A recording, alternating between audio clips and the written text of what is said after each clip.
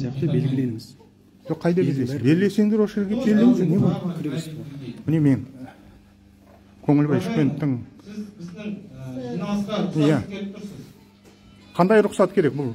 Бұл біздің ішкі жиналысымыз, сізді бұл жерге шақырған. Сізге біреу ақша төлеп қойсын жаңағы, барып Көңілбай жамандап келді.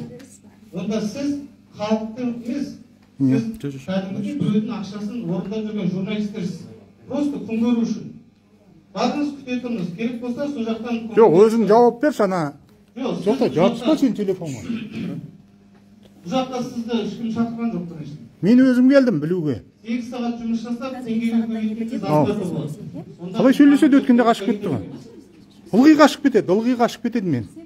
Екі материал бердім, осымен бар ғой. Аманатқомның миллиардтаған ақшасы қайда кетті, айтшы. Жоқ, неге бұзылай? Мен итеріп тұрмын не адам деген. Сыйласаңыз, сіз қаншама қалып отыр ғой. Жоқ, мен нақты сұрақ қойып тұрмын, жауап берсін. Жоқ, артынан қашып кетеді. Болған осындай жағдай мен. Біздің Аманат Раевтың жиналысына келіп тұрсыз. Жоқ, Аманат Раев емес, мен Көңілбай Шүкеновке келіп тұрмын. Алло, не керек пен? Ой, міне, тағы шықты ма? Қойшы осы, бала. Міне, алдында.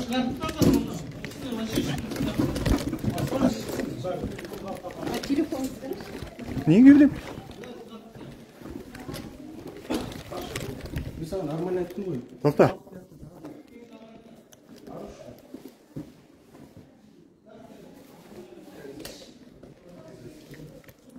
Қайда жазыламыз? Қайда жазыламыз? Басылып кеткен ғой.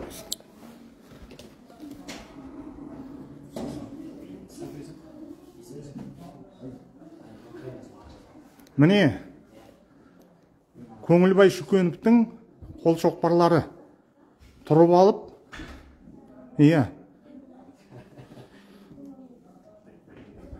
қол көтеріп,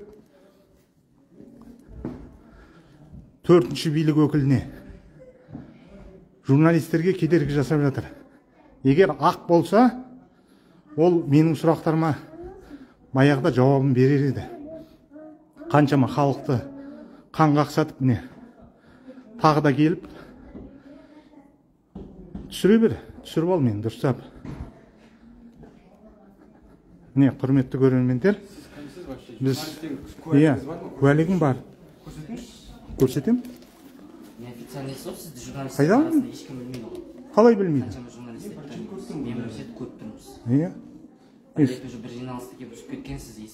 Жоқ, есімде емес. Құжат қолыңа тапсырдым сен. Жерге лақтырып кеттің, дұрыс па? Маған керек емес. Не керек болмаса? Маған керек емес. Көңілбайға керек ол. Маған керек емес. Көңілбайдың құжаттары болатын. Тікелей қолдарыңа тапсырдым. Алмадыңдар, жауап бермедіңдер. Міне, қаншама қазақтар мына жерде тыңдап отыр. Кіргізбейді жиналыстарына. Шақырылған қонақ болсаңыз, міндетті түрде кіргіземіз. Жоқ, жазылайын деп тұрмын мен, жазылайын. Бір күн бұрын жазылады. Бір күн бұрын, е? Абылай. Конференцияға жазылыңыз. Жазылыңыз.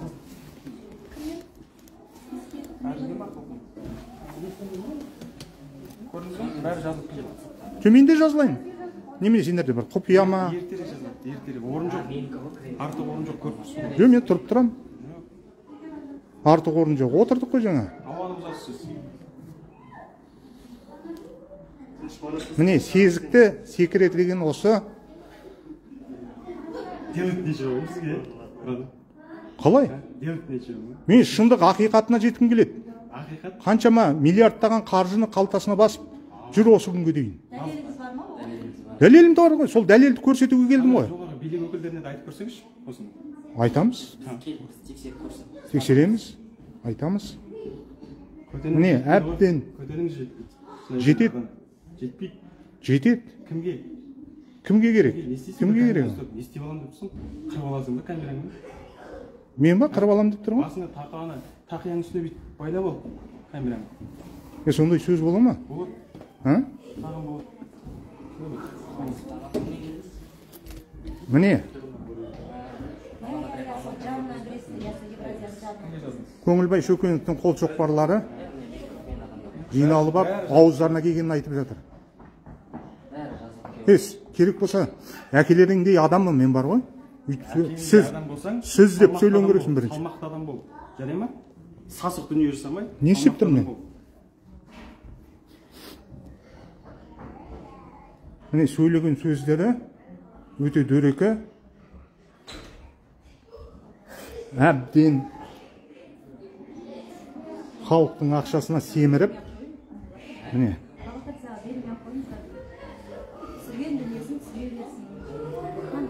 Сериалдар түсір, брат. Сериалдар. Сөйіреміз, любой сериясын түсіріміз.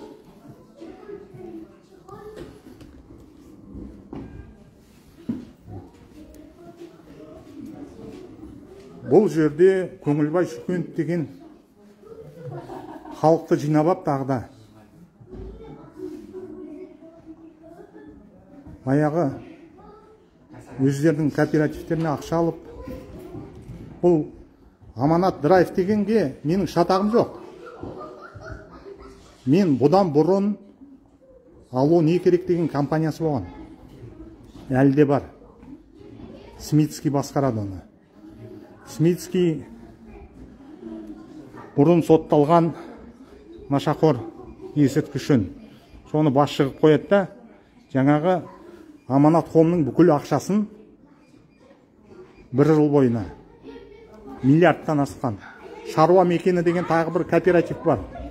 Ол кісілердің ақшасын алып, сайраңдап, кейін сол кісілердің өзіне жала жауып, міне ақыр соңында осындай жағдайға келді. Расыл адам деген қордың басшысы Айнұр Сүлкееваның үстінен қазір қылмыстық іс қозғалды. Қамауда отыр. Бұйырса, өте бер. Міне тәрбиелі адамдар осындай болады. Рұқсат сұрап.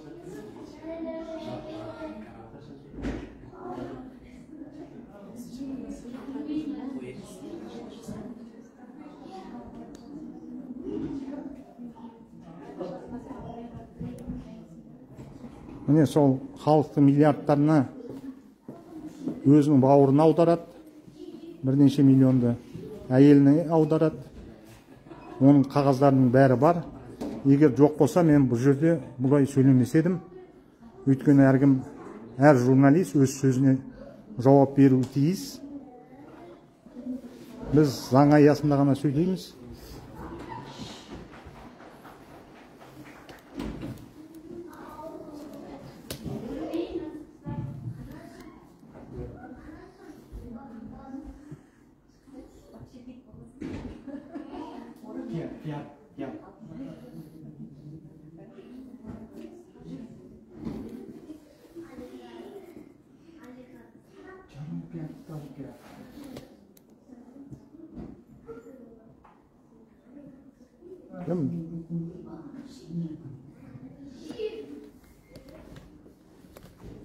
Міне мына жақта да жауып жатыр. Мына жақтан да өткізбейді. Ау. Қалай тыныш қана кетіп қалам мен? Мен ол жігіттен. Ау.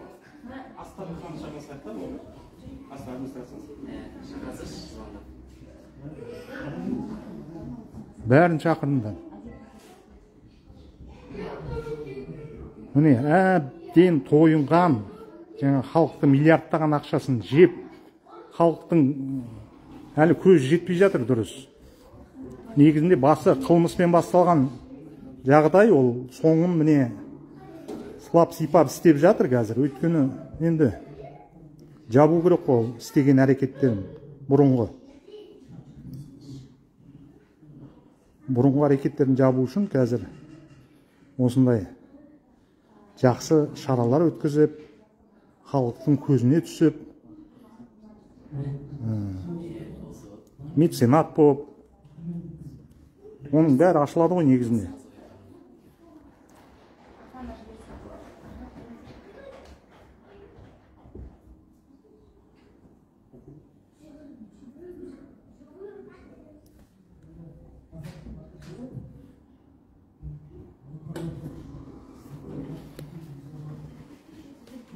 Ол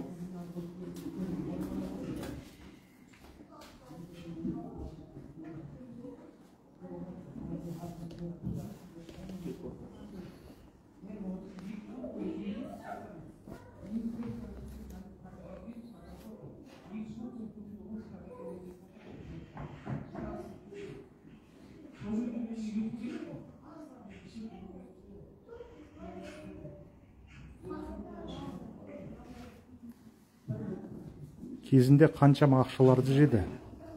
Енді келіп судан ақ сүттен таза болып көрінгісі келеді. Бірақ олай болмайды. Кез келген кәсіп ол таза басталу керек. Таза ақ жолда. Ал бұған қатысты 3 рет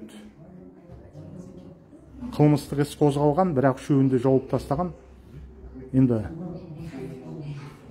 қазіргі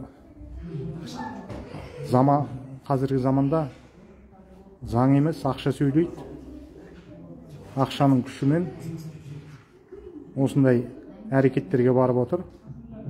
Бірақ оны қарапайым халық түсініп жатқан жоқ. Түсінгендер әрине жоламайды. Міне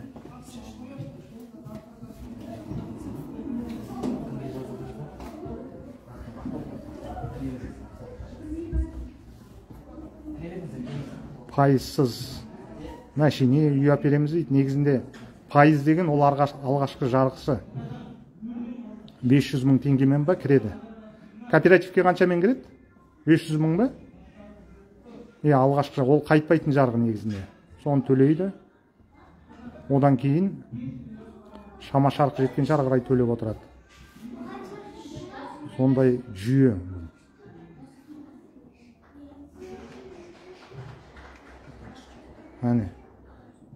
Негізінде мына қол шапалақтап отырғандар өзінің адамдар болуы әбден мүмкін.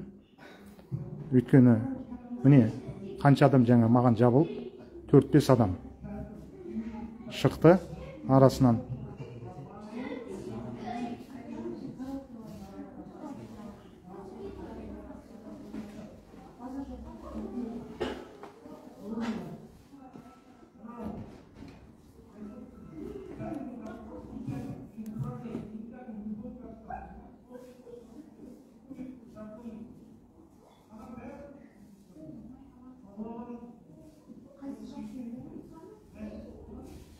Осымен екінші рет келуім, 2 рет материал жасадым.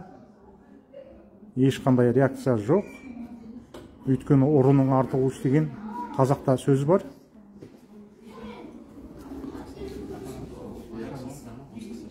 Мен түсіріп жатырмын. Уағалейкум ассалам. Көңілбай Шүкенов деген осымен 2-ші рет қашып отырды.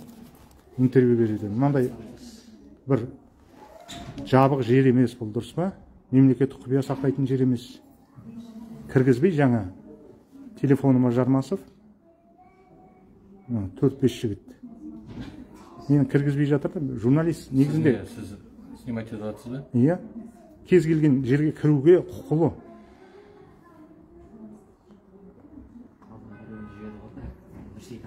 Мұнда конфликт болды деп бізді жіберді. Ешқандай конфликті болған жоқ. Мен тыныш қана түсіріп тұрғам. Өздерге бас салды, өйткені ұрының артығы дейді. Мына Көңілбай Шүкенов деген бұған дейін 3 рет істі болған жігіт. Мен ол туралы YouTube арнамда жарияладым, журналистік зерттеулер агенттігі. Олар жақсы біледі. Біз жалған ақпарат бермейміз. Шынайы, халық алданбасын деп. Ертең сан соғып қалады. Түркияның азаматтығын албаған бұл жігіт. Керек болса. Қазір, асыл адам деген құрған өзі үйім. Соның басшысы тергеу изоляторында отыр. Айнұр Сүлкеева деген. Егер мен өтірік айтсам.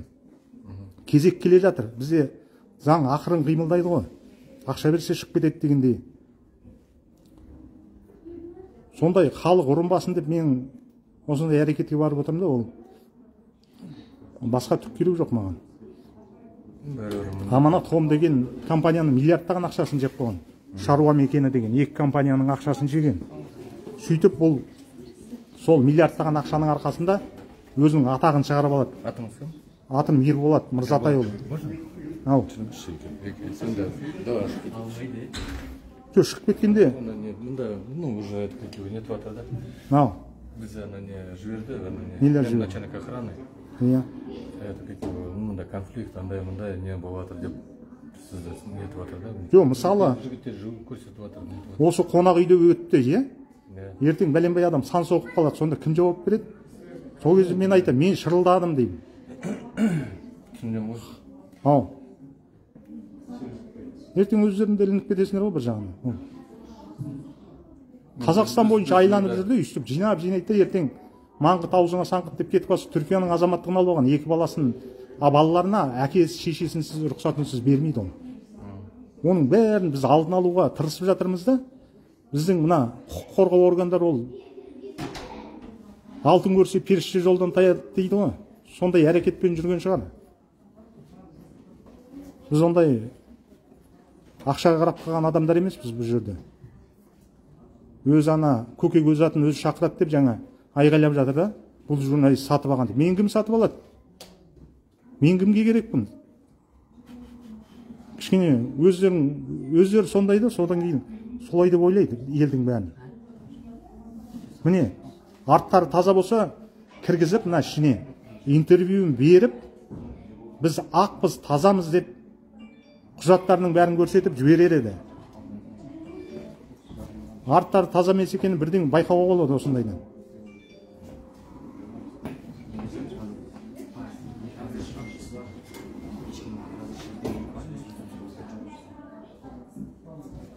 Мен өткенде ұсынған құжаттарды нақты қолына тапсырып, ресми түрде интервью алайын деп. Одан бері 2 бірдей материал шықты жарыққа.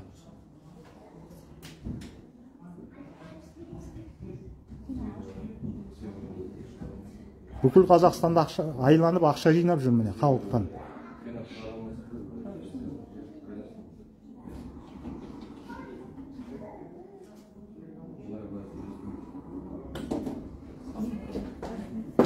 Көңілбайда Балғынбектің арысы мен берісі дейді. Балғынбек негізінде таза жігіт, мен айтайын сіздерге. Балғынбек осы Көңілбайға сеніп қалды негізінде. Бұл ешқашан өз қолымен істемейді, өйткені ол білетті. Смитский деген жаңағы Алоне керекке бастық қояды, нашақор наркоманды сотталып келген Айнұр Сүлкеева деген алаяқтықпен айыпталған азаматты асыл адамның қорының басшысы қылып қояды. Сонда бұл сүттен ақ судан таза болып өзі жүреді. Бірақ ол шындық ақиқаттың түбі ашылатыны белгілі. Міне, таза болса қазір бұлай 4 бірдей қол шоқпарын қойып есікке кіргізбей ондай әрекетке бармас еді деп ойлаймын өзім, таза адамдар. Дұрыс қой. Менің өз пікір. Мысалы, менен кез келген сұраңдар, мен кез келген сұрағымнан. Жоқ, қазір жазылайын деймін. Мен енді журналистпіз ғой, біз. Бұлар президенттің апа. Жоқ, бұл жігіт менің алдында қағазымды қолымнан лақтырып жүрген бұл. Өздері сасығаннан кейін міне көрдің ме? Елдің бәрін сасық деп ойлайды. Құдайға шүкір, арымыз таза. Ал. Жақсы, осымен тікелей эфирімізді аяқтайық. Міне, Көңілбайға сәлем айтыңдар.